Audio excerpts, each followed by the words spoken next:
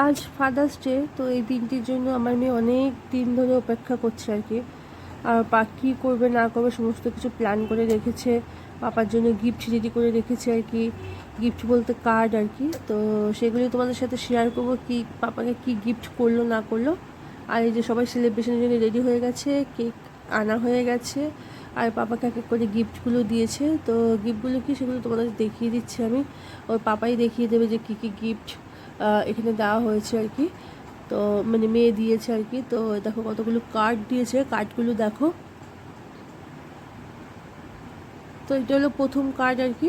দেখেছো কত সুন্দর ডেকোরেট করেছে, আমার বেশ পছন্দ হয়েছে, আমাকেও দেখায়নি আর কি। এই কার্ডটা আজকেই বানিয়েছে, তো খুবই সুন্দর হয়েছে, আমারও বেশ পছন্দ হয়েছে। সেকেন্ডটা হলো এই কার্ডটা, এই কার্ডটা অবশ্য আগেই বানিয়ে রেখেছিল।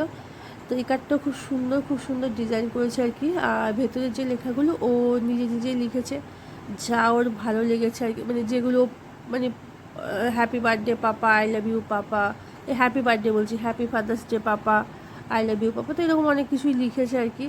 তো যাই হোক, আর এটা ছিল 3 নম্বর কার্ড। 3 নম্বর কার্ডটা করেছে তোমার আইসক্রিমের স্টিক দিয়ে, এই কার্ডটা খুব সুন্দর হয়েছে।